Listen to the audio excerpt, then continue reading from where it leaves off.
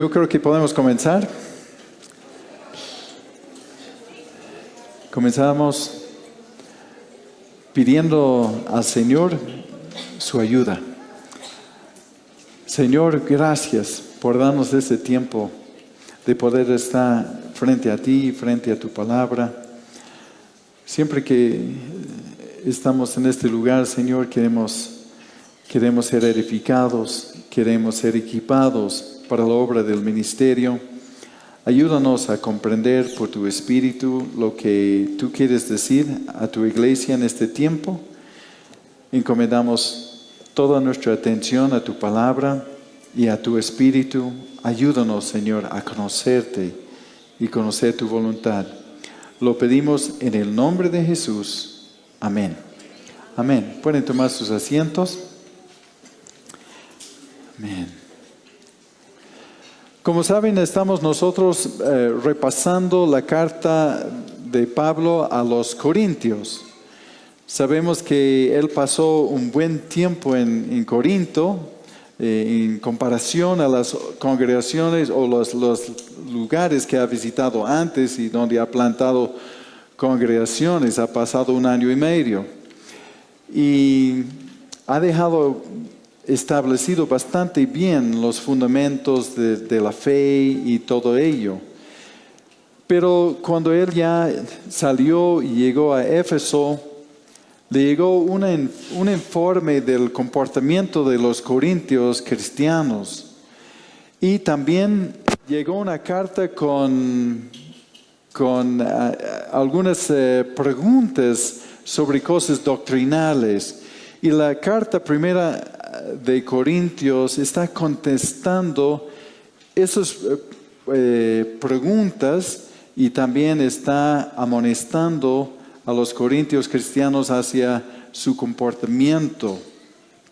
Así que comienza la carta afirmando a ellos y afirmando su llamado. Luego avanza hasta las divisiones, porque eran cristianos inmaduros, carnales. Y bueno, estaban apoyados en la sabiduría. Creo que voy a tener que cambiar micrófonos. Ay.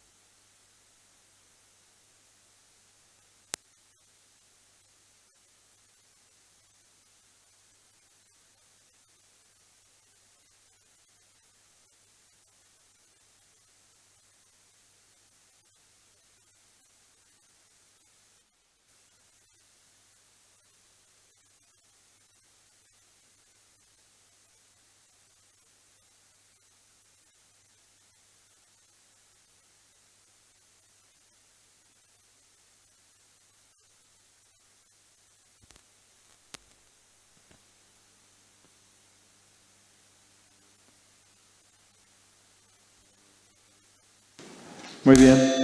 Uy. Ahora sí.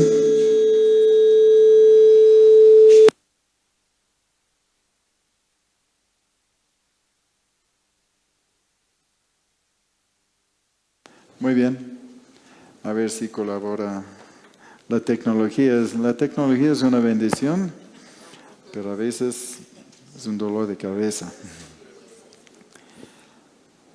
Muy bien.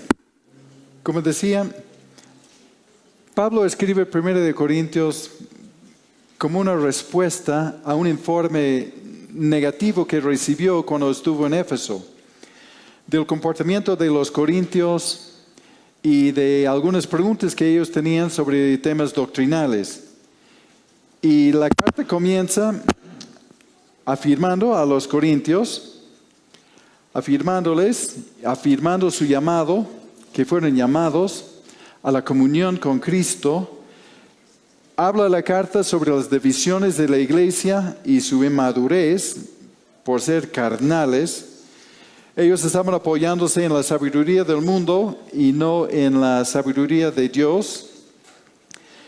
Y también había un capítulo que trató de los sabios y entendidos y por qué ellos no podían entender la obra de Cristo en la cruz, y aparentemente la obra en la cruz era una locura para ellos, una aparente locura para ellos.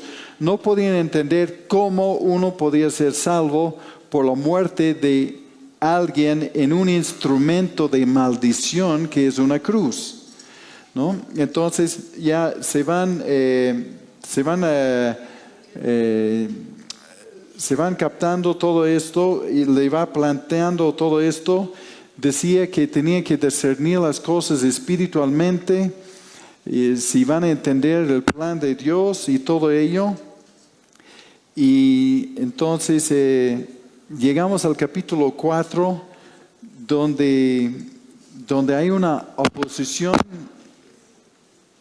arrogante. Eso sí, es una gran distracción. Bueno, ahora sí, estamos bien. Entonces, hubo una oposición arrogante hacia el liderazgo de Pablo y Apolos en particular. Y como no eran suficientemente bien calificados para ser apóstoles o líderes de la iglesia. Y entonces, el capítulo anterior habla de que son templos del Espíritu Santo, pero su fruto era carnal. Y siguen siendo carnales y siguen en este espíritu infantil de decir, no, pero yo prefiero la prédica de Apolos, pero no, creo que Pedro es un poco mejor. O algunos se alineaban con Pablo y otros decían, no, pero yo solamente de Cristo. Entonces estaban en esos temas inmaduros. Y llegamos a 1 Corintios 4:1, el primer versículo, donde dice, así pues, téngannos los hombres por servidores de Cristo y administradores de los misterios de Dios. Está defendiendo su posición de apóstol y de líder en la iglesia, porque ellos estaban buscando otra cosa. Para ellos él no era calificado. Y el título de este mensaje es la calificación de Dios. Porque es la calificación de Dios, es lo que Dios, como Dios nos califique, lo más importante, ¿no? Los hombres pueden decir buenas cosas o malas cosas de nosotros, pero lo importante es lo que Dios dice de nosotros. Entonces, ellos no respetaban a Pablo, no respetaban su liderazgo, porque no encajaba en sus ideas de cómo debe ser un líder. Entonces este capítulo nos habla del ministerio de los apóstoles y Pablo dice que son siervos y administradores. Y Pablo no utiliza la palabra que comúnmente utiliza para la palabra siervos, que es doulos, que muchos habrán escuchado en griego. Utiliza otra palabra que para siervos que significa literalmente los remeros, los remeros bajos o los remeros inferiores. Entonces, hablando de los buques galeones que habrán visto en alguna película donde hay como 20 o 30 o no sé cuántas personas remando, son esclavos. Y esta palabra se refiere a esos esclavos remeros que remaban esos buques cuando no había viento o para ayudar al buque a a cambiar dirección o de acelerar. Entonces, está diciendo que sí, como apóstol, es un siervo. Es un siervo bajo órdenes. Simplemente recibe órdenes y responde a quien le da la orden. Entonces, se califica él mismo como un siervo. No es la palabra más baja para siervo, pero tampoco es una posición de prestigio. También habla de ser administradores como mayordomos. Y nos da la figura de un mayordomo que está sujeto y es un esclavo, puede ser el mayordomo tomado de los esclavos. Entonces, es un administrador, es sujeto y es esclavo. Tiene una responsabilidad, rinde cuentas a su amo o su jefe, pero también él es como jefe para sus esclavos. Así que en una circunstancia, sí, él es esclavo. En otro sentido, él es jefe sobre los esclavos. Y eso es lo que nos está diciendo, que son servidores de Cristo y administradores de los misterios de Dios. Pablo está bajo la dirección de Dios, es sujeto, es sumiso a Dios, toma sus órdenes de Él, pero también habla de su autoridad apostólica sobre los otros, sobre los creyentes. Entonces, así Pablo nos está indicando quién es y cómo es Él y cómo es la fuente de su autoridad. Cuando llegamos al versículo 2 al 5 nos dice: ahora bien, se requiere de los administradores que cada uno sea hallado fiel. Yo en muy poco tengo que ser juzgado por ustedes o por tribunal humano, ni aun yo me juzgo a mí mismo, porque aún de nada tengo mala conciencia, no por eso soy justificado. Pero el que me juzga es el Señor. Así que no juzguen nada antes de tiempo, hasta que venga el Señor, el cual aclarará también lo oculto de las tinieblas y manifestará las intenciones de los corazones, y entonces cada uno recibirá su alabanza de Dios. Nuevamente habla de la situación de ser un mayordomo, de un administrador que rinde cuentas a Dios, su amo. A Pablo no le importó nada más que de haber entregado la verdad y el mensaje de su amo fielmente. Dijo: muy poco tengo que ser juzgado por ustedes, porque él rinde cuentas a su Señor, no a ellos. Y dijo: aún yo me juzgo a mí mismo, pero no por eso soy justificado. En realidad no es tan arrogante lo que Pablo está diciendo como pareciera. Pablo está hablando de él mismo en un espíritu de humildad, de decir que ni confío en mi propio juicio, confío en el juicio de Dios. No confío en lo que la gente dice, de mí. Lo que me importa es lo que Dios dice de mí, ¿no? Entonces, eso es lo importante, y no juzgo ni a mí mismo, porque el juicio humano a veces es demasiado generoso hacia uno mismo, ¿no? Entonces, él tenía una actitud humilde, no confía en sí mismo, y decía que, y menos tengo que ser juzgado por ustedes, ¿no? Los cristianos carnales de Corinto. Entonces, no le preocupa lo que piensan, lo que importa es cómo Dios le califica. ¿no? Entonces él decía, lo que ustedes piensan de mí me importa poco, y no de manera arrogante, pero decía, Dios es quien me juzga. Yo rindo cuentas a Él, ¿no? Y estos versículos son frecuentemente tomados fuera de contexto para alguien que no quiere rendir cuentas. Dice, no, yo solo respondo a Dios, a nadie más, ¿no?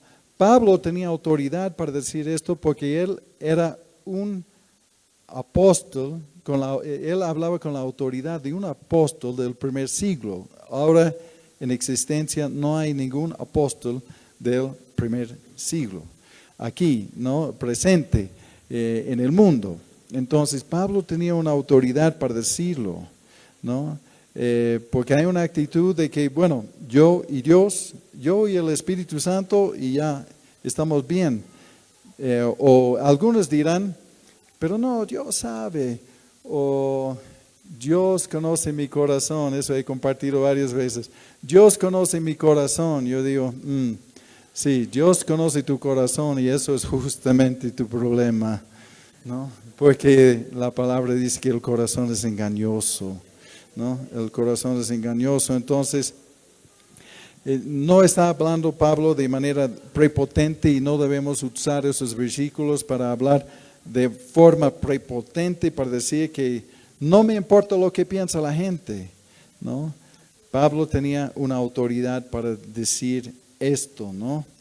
Y un versículo que siempre me llamó la atención, que encontramos en la segunda carta a los Corintios, que en realidad no es la segunda carta a los Corintios, es la segunda carta a los Corintios que tenemos nosotros, pero sí han habido mínimamente una carta perdida porque mencionan una carta que no tenemos aquí.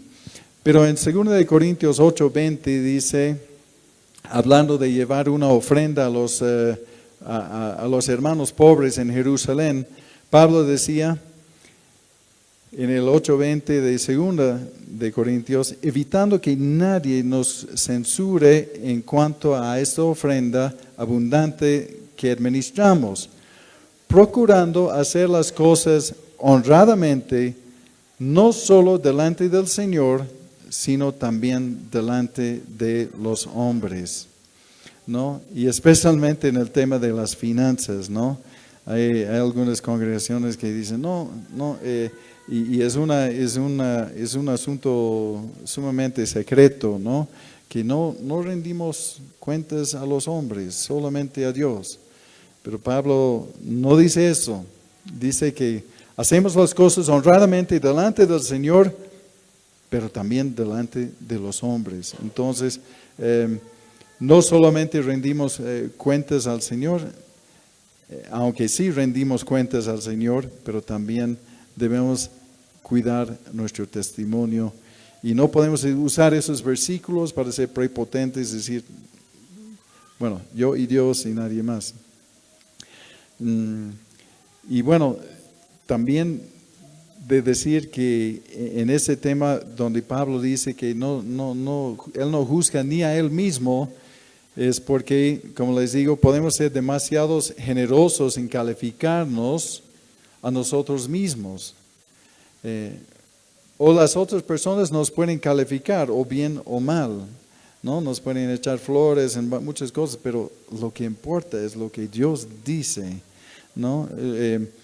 Como Dios nos califica. Entonces,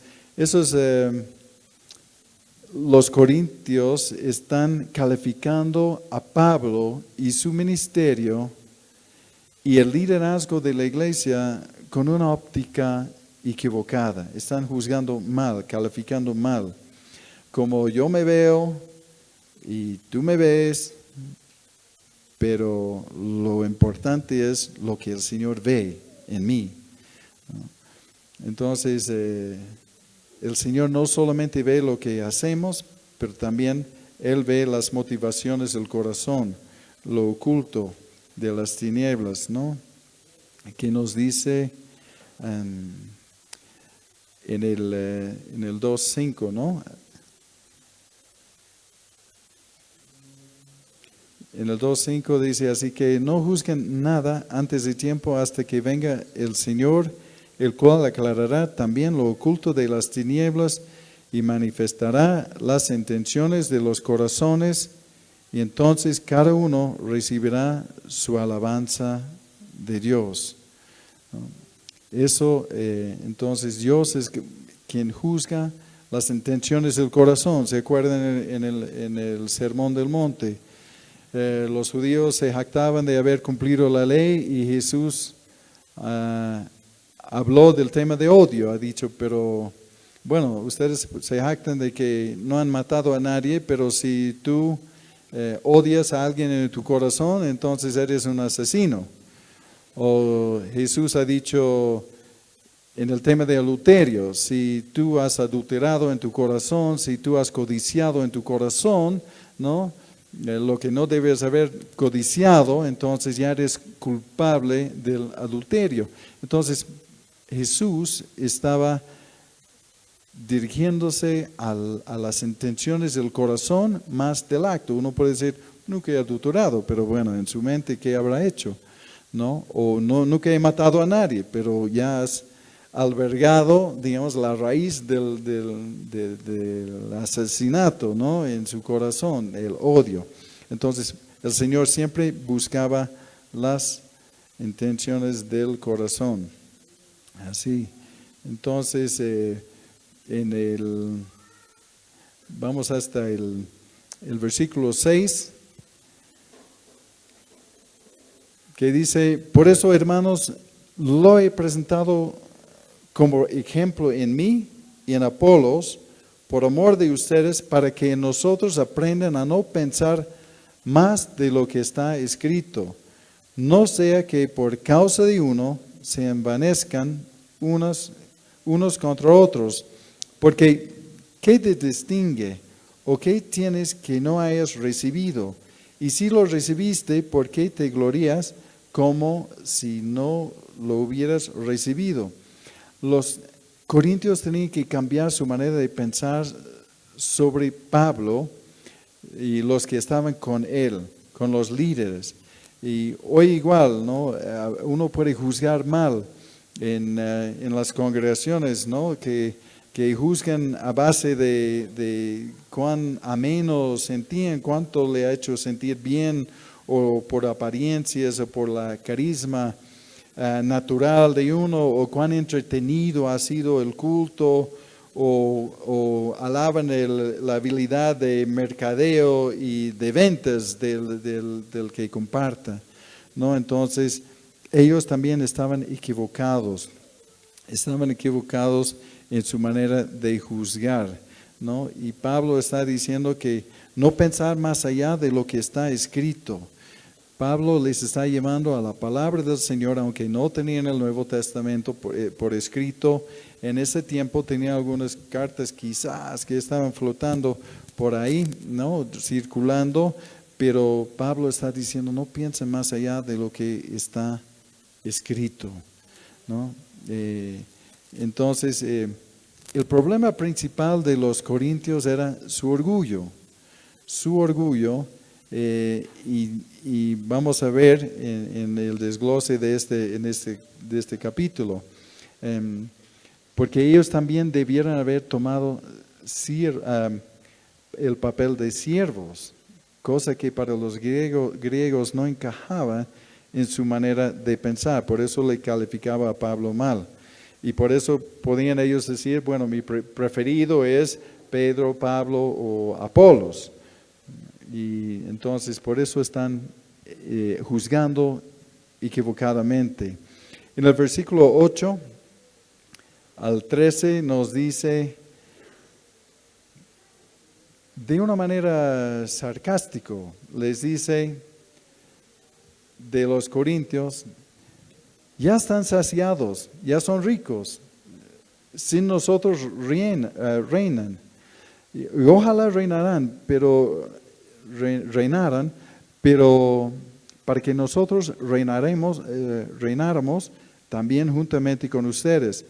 Porque según pienso, Dios nos ha exhibido a nosotros los apóstoles como postreros, como a sentenciados a muerte, pues hemos llegado a ser espectáculo al mundo, a los ángeles y a los hombres. Nosotros somos insensatos por amor a Cristo, mas ustedes prudentes en Cristo, nosotros débiles, mas ustedes fuertes, ustedes honorables, mas nosotros despreciados.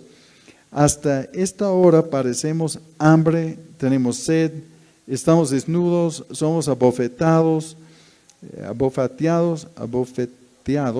y no tenemos morada fija. Nos fatigamos trabajando con nuestras propias manos, nos maldicen y bendecimos. Padecemos persecución y la soportamos. Nos difaman y rogamos. Y hemos venido a ser hasta ahora como la escoria del mundo y desecho de todos. Tenían poca estima para Pablo y hubieran preferido un liderazgo más dinámico, más energético, más entretenido. Había un problema que más se nota en la segunda carta que tenemos a los Corintios. Había un problema de que se levantaron líderes autoproclamados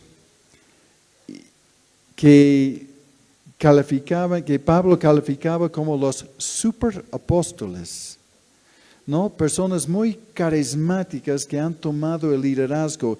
Por eso, aun cuando habla de las divisiones, probablemente Pablo estaba hablando sin utilizar los nombres de algunos de estos superapóstoles, si fuera en este tiempo, que habían llegado. Algunas de las personas locales, recipientes de esta carta, que ya han asumido una posición, que eran más dinámicos, digamos, en el púlpito para entretener.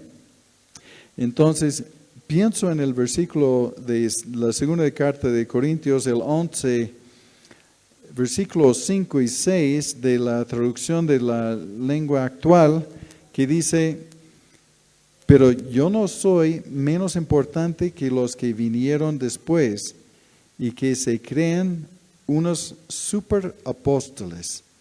Aunque yo no hablo tan bien como ellos, sé tanto o más que ellos y lo he demostrado una y otra vez. Pablo en la segunda carta a los Corintios tiene que volver a tomar este tema de la inmadurez y la falta de discernimiento de los corintios de recibir un liderazgo que realmente no era calificado frente a los ojos de Dios. Entonces, Pablo no estaba en competencia con esos que entretenían. Y saben que en esos tiempos del Nuevo Testamento, también circulaban esos oradores profesionales, porque les encantaba escuchar a los discursos y la elocuencia sobre cualquier tema. Entonces, esos oradores profesionales circulaban entre las ciudades y pueblos, y la gente les pasaba dinero por entretenerles con algunos temas o de educarles en algún tema. Entonces, ellos eran destacados por su carisma, por ser entretenidos, de poder mantener la atención del público y por sus dones naturales, no espirituales. Y más o menos la iglesia llegó a ser medio como un circo, como hoy en día, con algunos de estos, ¿no? Que simplemente con la carisma natural entretienen al pueblo, y eso es lo que las personas sin mucho discernimiento prefieren.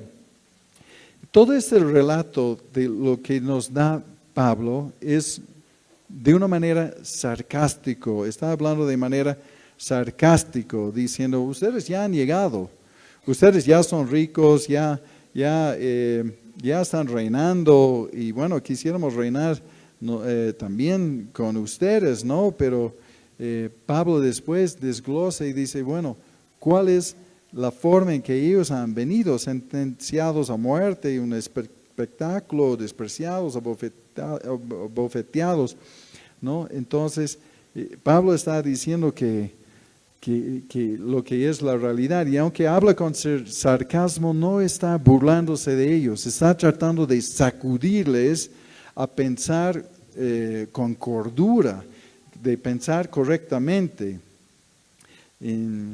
Entonces la actitud de los corintios es que, bueno, somos más prósperos que tú, ¿no? Entonces Dios debe estar con nosotros y no contigo. Y eso era la idea, ¿no? Y el aspecto de Pablo seguramente no siempre era de victoria y de gloria, ¿no? Pablo sufría bastante, ¿no? Y creo que los corintios eran avergonzados de Pablo. Aparentemente Pablo era un apóstol fracasado, ¿no? Y los corintios orgullosos de su propia espiritualidad. Pablo y Apolos como sentenciados a muerte. Y la figura es cuando los romanos, cuando conquistaban un pueblo, los hacían desfilar en Roma con los soldados adelante en el desfile.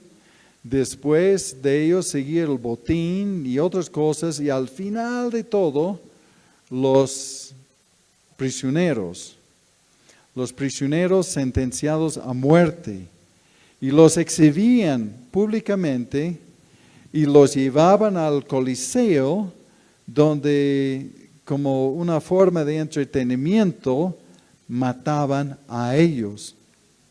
Y eso es lo que Pablo está diciendo de él y de Apolos, que son como estos sentenciados a muerte, humillados públicamente, hecho todo un espectáculo. Y entonces los corintios no podían entender eso, ¿no? Peor, ellos decían, pero nosotros trabajamos con nuestras propias manos, ¿no? Para los griegos, el hombre exitoso nunca hacía trabajos manuales. Tenían esclavos para eso. Para ellos la prosperidad era de no tener que trabajar, de no tener que esforzarse. Y están viendo todo lo que está viviendo Pablo y diciendo, él es realmente un fracasado, ¿no? Y entonces, para los griegos, una virtud era de no trabajar, ¿no? De tener otras personas haciendo el trabajo por uno. Y bueno, los judíos tenían la misma idea de que si viven en cierta prosperidad es porque Dios está con ellos. Y si están sufriendo necesidad es porque por alguna razón Dios no está con ellos, ¿no? Son inferiores. Por alguna razón Dios no está con ellos. Eso era su manera de pensar, ¿no? Como la doctrina de la prosperidad que uno ve hoy en día, ¿no? Hay una misma actitud, ¿no? De que la gente está atraído a estos ministros que tienen trajes de $1,000 para arriba, que tienen su reloj Rolex de $50,000 o que tienen cadenas de oro gruesos y creen que, bueno, él debe ser prosperado. Bueno, la única razón por la cual él es prosperado es porque hay suficientemente gente ingenua que da su dinero a esos ministerios y él es el que prospera, no el pueblo que malgasta su dinero aportando a esos tipos de ministerios de puro engaño y manipulación. Entonces, no faltan ministros que solo se ocupen de la imagen, como en Corinto, ¿no? No importa la sustancia del mensaje, como esos oradores profesionales, lo importante es que la gente siente bien, ¿no? No importa si no hay sustancia en el mensaje, simplemente que la gente siente bien. Entonces, de eso está diciendo Pablo, y cuando él ve todo esto de sus, desglosa lo que ellos han sufrido, ellos están diciendo, este Pablo es realmente un desastre, ¿no? Y por eso dudaban de su liderazgo, porque ellos estaban atraídos a esta otra línea de los super apóstoles, ¿no? En el versículo 14 dice, y así, aquí vemos el corazón de Pablo, dice, no escribo esto para avergonzarlos, sino para amonestarlos como hijos míos amados. A estos corintios, que eran un desastre de carnales, Pablo dice, son mis hijos, hijos míos amados. Y no digo esto para avergonzarles, sino quiero amonestarles, quiero sacudirles, quiero que saquen de este tipo de mentalidad y esta madurez. Y dice en el 15, porque aún tengan 10,000 años en Cristo, no tienen muchos padres, pues en Cristo Jesús yo los engendré por medio del Evangelio.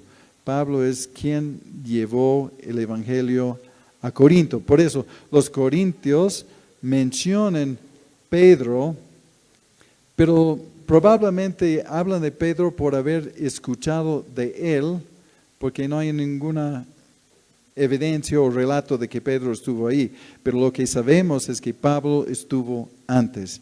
Pablo dice, porque en Cristo Jesús yo los engendré por medio del Evangelio. Ellos han conocido a Cristo y han nacido de nuevo por el mensaje de Él, ¿no? Por tanto, les ruego que me imitan.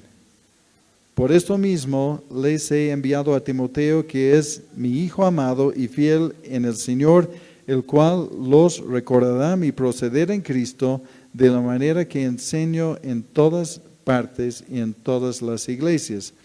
Así que el corazón de Pablo era para su bienestar. Le dolía ver su inmadurez espiritual, le dio pena y les habla fuerte para hacerles reaccionar, no para juzgarles, para hacerles reaccionar, ¿no? Porque eran orgullosos, pensaban que era mejor que él. Pensaban que como, bueno, nosotros vivimos mejor, nosotros no tenemos tantos problemas como Pablo, entonces Dios debe estar con nosotros, debemos ser más espirituales. Y era un orgullo espiritual. Entonces Pablo aún así les ama, les llevó el Evangelio. Él dice que han nacido de nuevo gracias a sus esfuerzos. Obviamente es una obra espiritual, pero sentía Pablo responsabilidad por su crianza. Ha nacido en el Señor y él sentía la responsabilidad de su crianza en el Señor y su madurez. Y mira, lo que habrá sentido o parecido, lo que habrá parecido una locura total para ellos después de desglosar cuánto ha sufrido. Dice, les ruego que me imitan. Les ruego que me imitan. Imitarle, o sea, ser un espectáculo sentenciado a muerte, ¿no? Débiles, despreciados, padecer hambre, sed, estar desnudos, abofeteados, de no tener una morada fija, de trabajar con sus propias manos, de padecer persecución, de ser difamados y considerados como la escoria del mundo y de ser desecho de todos. A eso deben imitar. Y para eso, para los corintios, esa idea de esclavos y la mayordomía de Pablo y su posición de apóstol simplemente no encajaba en su manera de pensar culturalmente, ¿no? Entonces, bueno, en eso Pablo envía a Timoteo porque tenía el mismo corazón de entregarse por ellos. Llegamos al versículo 11 hasta el 21, para terminar la lectura del capítulo, que dice: mas algunos están envanecidos, como si yo nunca hubiese de ir a ustedes, pero iré pronto a ustedes si el Señor quiere, y conoceré no las palabras, sino el poder de los que andan envanecidos, porque el reino de Dios no consiste en palabras, sino en poder. ¿Qué quieren? ¿Iré a ustedes con vara o con amor y espíritu de mansedumbre? El poder, ¿no? El poder del Evangelio, ¿no? ¿Y cuál es ese poder? No es que anden con el poder y levanten muertos cada rato y que Dios haga todo lo que milagros a través de uno. El poder de esos envanecidos era cuestionable, ¿no? Tenían vidas cambiadas, porque ahí es el poder del Evangelio, principalmente de una vida cambiada, ¿no? Entonces Pablo decía que veré cuando voy con ustedes, veré si este poder existe entre esto en esos orgullosos espirituales, si realmente tiene vida, si realmente tiene autoridad, si su palabra tiene autoridad respaldado por el Espíritu de Dios, ¿no? Ellos jactaban mucho de su espiritualidad, pero no tenían vidas cambiadas. Entonces era igual que nada, ¿no? Entonces, ¿por qué Pablo dice que el reino de Dios no consiste solamente en palabras? Es porque algunos de los líderes de la iglesia estaban juzgando a otros líderes en base a su habilidad de oratoria. Entonces, por eso solamente consistían en palabras, ¿no? Eran como esos profesionales oradores que podían entretener a la gente, pero sin sustancia en su mensaje. En lugar de ver el poder de Dios manifestar en eso, se fijaban en sus palabras y su habilidad de hablar y entretener a la gente, pero no tenía el poder de Dios manifestado en sus vidas, evidenciados por vidas cambiadas, ¿no? Y el poder de Dios no se limita a la elocuencia o las capacidades o habilidades del que habla, ¿no?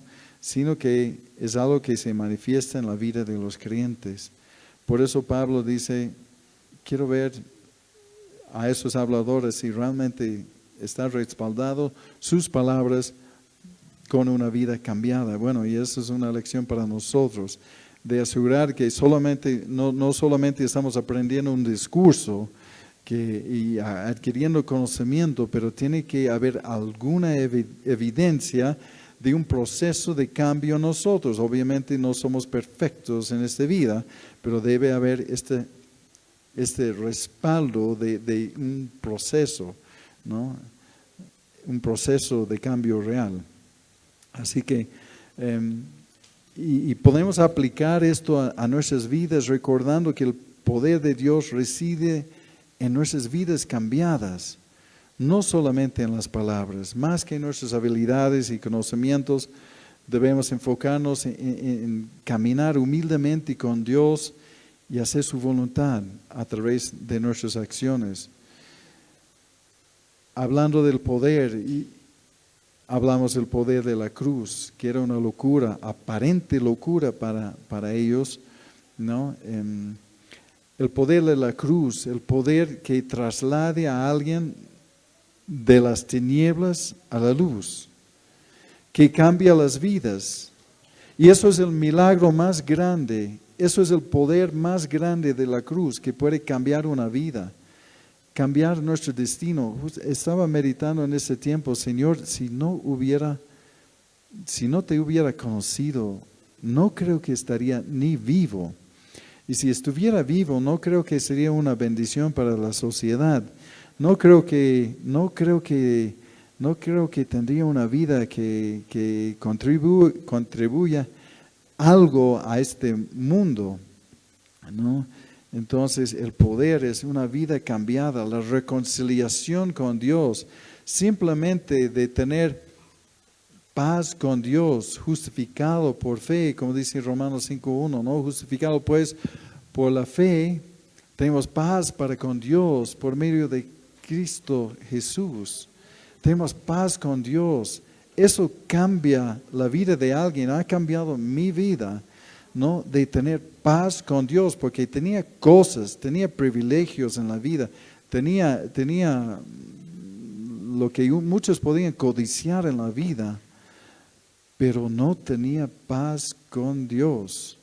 Y eso me atormentaba, y eso no me dejaba tranquilo.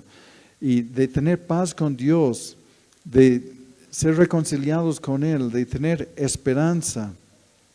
El poder de la cruz para romper vicios, de restaurar relaciones rotas y de dar propósito en la vida, ¿no? Y muchos aquí pueden testificar de esto. Podríamos pasar todo el día dando testimonios de cómo Dios cambió nuestras vidas, cómo nos libró de vicios y de un camino sin propósito, de un camino destructivo. Así que eso es el poder de una vida cambiada. Y eso es lo que Pablo está diciendo, ¿no? Que Dios va a calificar a él y a todo creyente por su vida, no por sus palabras, no por sus discursos. La gente ya se cansó de discursos. Quiere ver vidas cambiadas.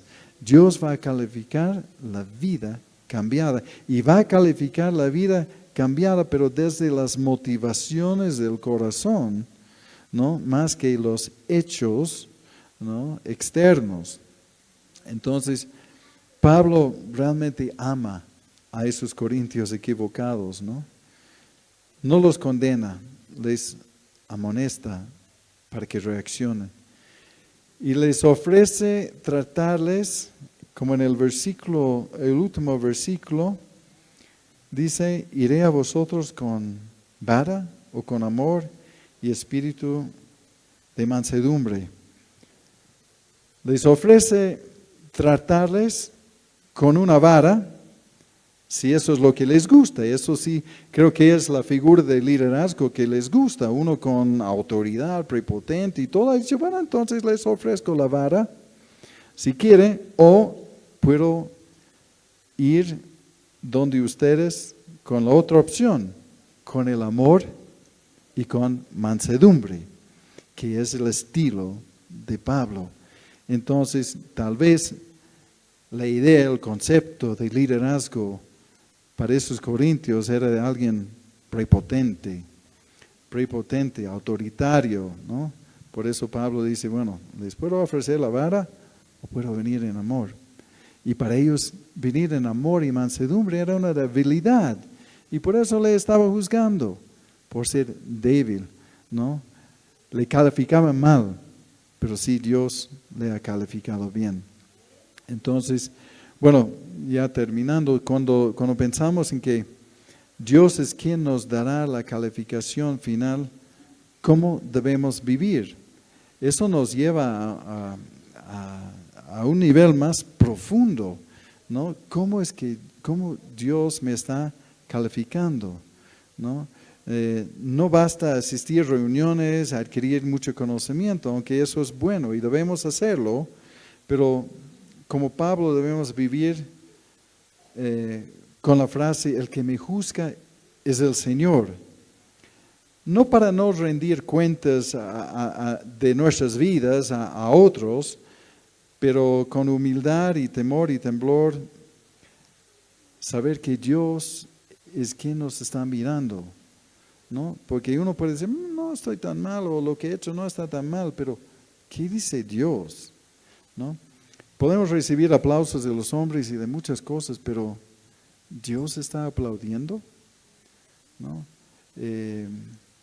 Porque será manifestado lo oculto y las intenciones del corazón.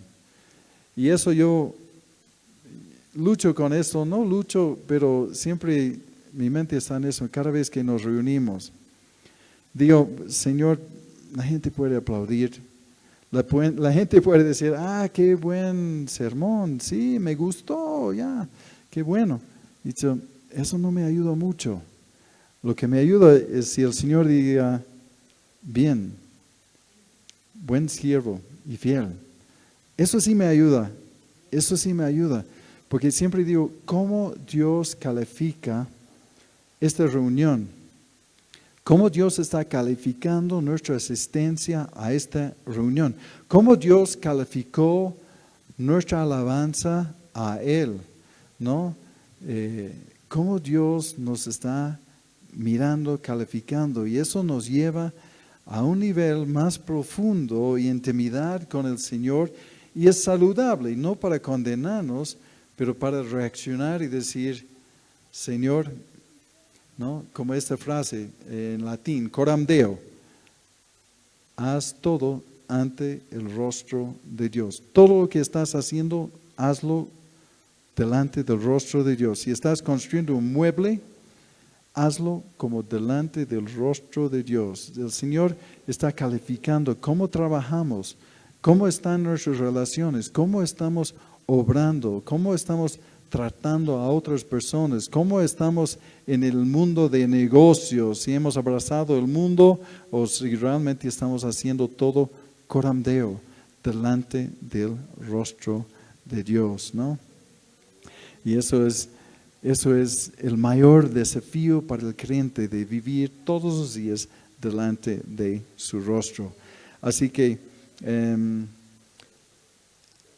no termina Pablo con sus amonestaciones aquí, y la próxima semana veremos los resultados del orgullo de los corintios. Así que con eso les invito a ponerse de pie. Vamos a orar.